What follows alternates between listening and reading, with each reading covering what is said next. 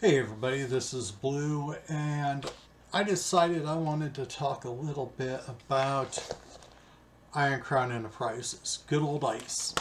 Um, Back in the late 80s, I played quite a few role-playing games, Traveler, Star Frontiers, Champions, and they were fun, but I didn't get into them.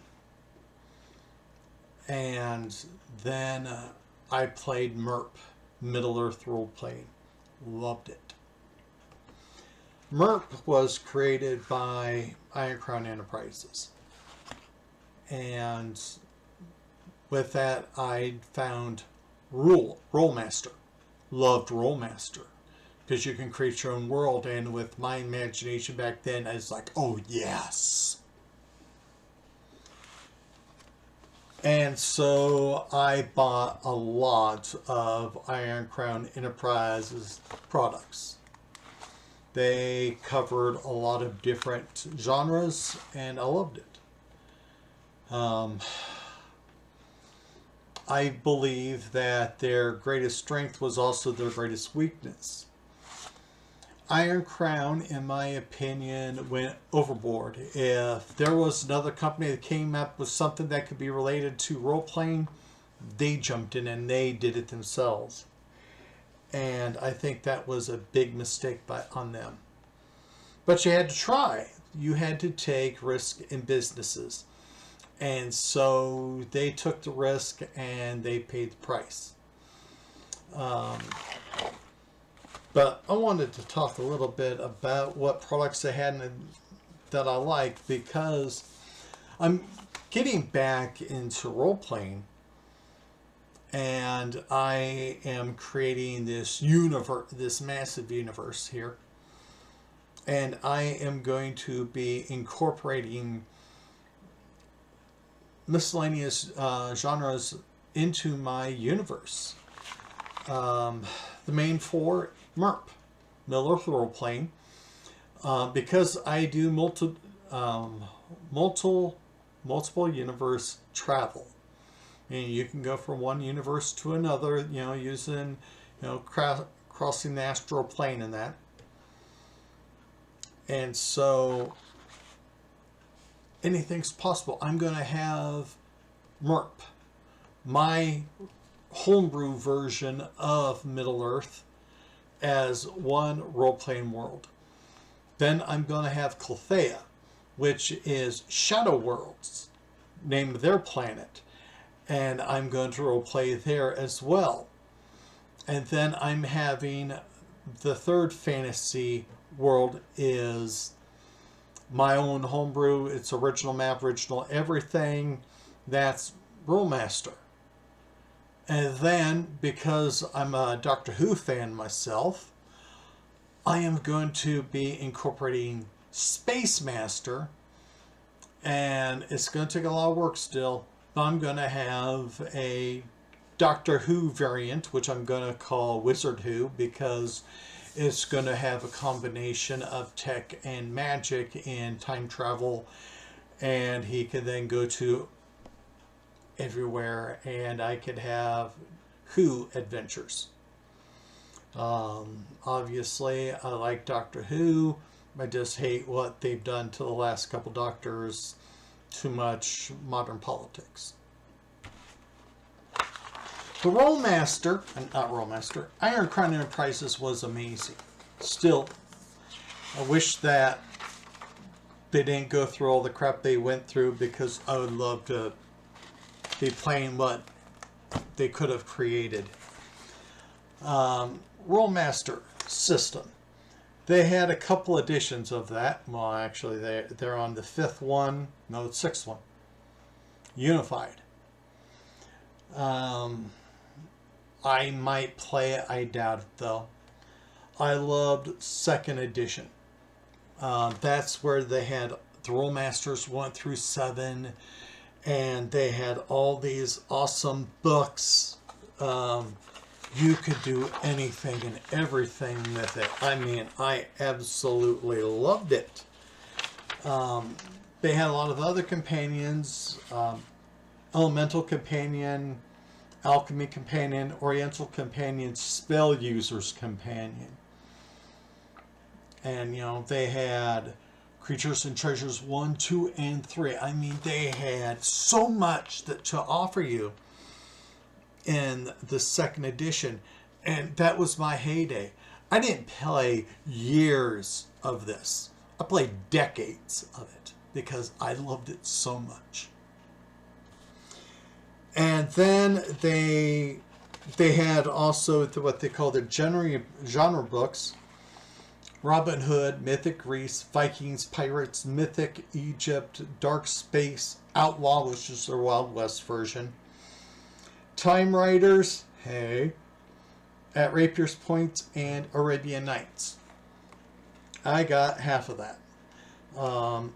I wasn't too interested in At Rapier's Point or Arabian Nights because that has a little bit of gunpowder involved, and I try to keep the guns out of my games because it just, to me, it screws up the balance, because if you got, you know, a sidearm and all that, you know, it can really affect the impact that wizards make. And that's my reasoning on that. Third edition sucked, in my opinion.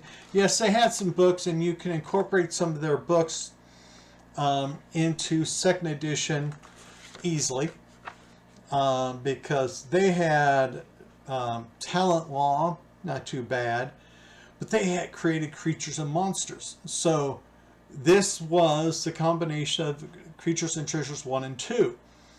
And so you had this one big book for your creatures, and it was awesome. They had books such as Castles and Ruins. They had Races and Cultures, you know, talking about all the different sentient races that you could role play. They had some good books in there. They had some crappy ones too, because they had these Rolemaster annuals, and they just kind of were boring. I think this was their third edition version of the Rolemaster Companions 1 through 7, but they weren't interesting. Then they incorporated what they got listed here on their little checklist: Rolemaster Standard Systems genre books, Black Ops, Pulp Adventures, and Shades of Darkness. All I have is Shades of Darkness on there. I'm not into the modern gun warfare and all that. The modern always seemed to be a little bit gloom and doom type, and I just wasn't interested in that.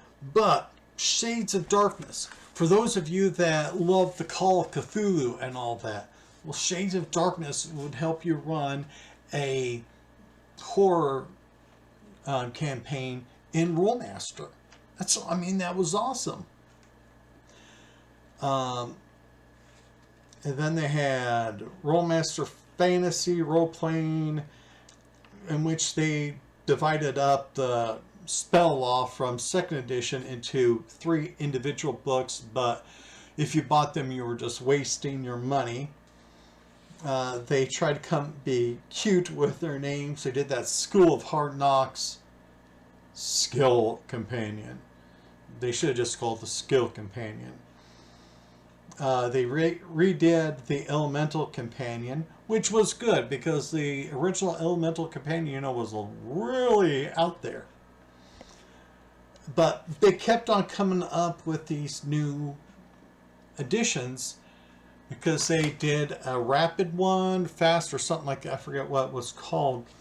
But it was the crispy version of Rolemaster, which some people would probably enjoy, but I like crunchy, and so to me it was blah. They come up with some nice standard system books and a 10-foot pole, which was a supply and items companion. This was a nice thick book, and it had a lot of great information into it. To help out if you're still wanting to do like the horror, the nightmare ones, they actually had Nightmare of Mine, which is to help run a horror campaign. So that was a good book. 10 Million Ways to Die. That one I bought, and yeah, it had some repeat information, but it was a good book to have. Then we start going into the Shadow World. Now, this has some weird history here. You see, for Iron Crown, they first were doing what they call the Rolemaster series. And they had 5 books. Wait, was it 5 books? 4 books. Cloud Lords of Tanara, The World of Ogmore, The Shade of the Sinking Plane, and The Iron Wind. And they sold a few of them. I remember at the game shop, they were always kind of there, but nobody was buying them, and I bought them because I had the money. And then all of a sudden in 1989, they came out with Shadow World. And these books from the Rolemaster series kind of became part of Shadow World, and they had made a lot of books for it. And you can see the black line here. I have most of them. And I like Shadow World. I played that a few years and I enjoyed it. But then they started to get into some weird stuff. They had Blade Storm, which was kind of like your miniatures type battles. And I couldn't get in. I didn't want to get into that.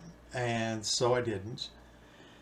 And then they had the Run Out the Guns, which is kind of like a pirates thing. And I'm not into that.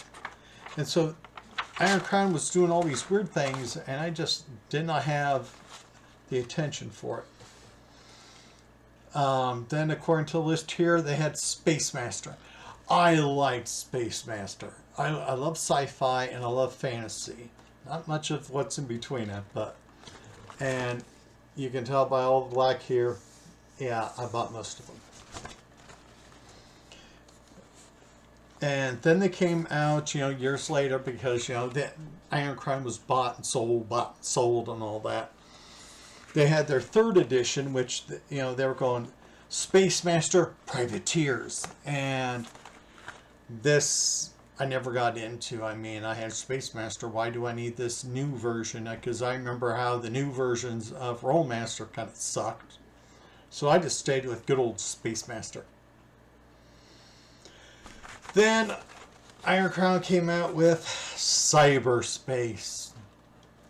And this was a dystopian near future. Again, very dark, very grim. People were having cybernetic implants and all that. And that just was boring. And then they did Silent Death. And this was a space combat gaming system. They had a lot of books. You can see what I scratched out there. And they had a lot of miniatures to go with this. This was miniature battles because other people were doing miniature battles. I wasn't going to get into miniatures on that part. I mean, yes, I had quite a few for fantasy, but not space. That just didn't interest me. But they had to get into it. And I think they lost a lot of money on that. And then there was MERP, which of course got me really into fantasy role-playing. And yes, I bought most of everything. Some of these are combined versions and all that. But MERP, I think, MERP and Rolemaster made Iron Crown what they are, or what they were at one time. That was really great. And, they had some really big books for MERP. I mean, Arnor and that was awesome. But they had all of the little ready-to-runs. These were only, what was it, like 30 to, it was less than 60 pages. And they would usually have 3 or 4 campaigns in it. And I loved them, obviously. And they had various types of Merc books because they also had the fortresses, cities of Middle-earth. And yes, of course I'm going to get them. But then, you know, they, again, Iron Crown did everything. They had Middle-earth board games. The Battle of the Five Armies, Lonely Mountain, The Riddle of the Ring. And no, I was not going to get into that stuff. They had some Tolkien Quest solo game books, Middle-earth Quest game books. I think this is what screwed them over, because in their history they made some MERP books, and then the Tolkien Society, Tolkien Estate said no, and they raised a fuss and forced Iron Crown to get rid of and destroy all of them. And because of that, they lost a lot of money. And that's when Middle-earth, Iron Crown, I think, had to do bankruptcy and all. That's what started their downturn. And then also they did a collector card game. No. I saw how people were wasting a lot of money, you know, buying these cards for, you know, other collector card games. And, you know, they would get all these duplicates and all that. And, you know, you're stuck with all these weaker cards just to get a couple good ones. And that I was not going to do.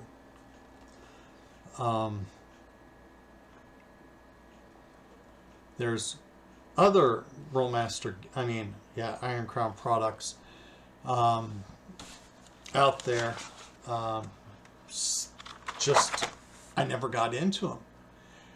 And so I'm not going to get into them. I'm not going to buy them.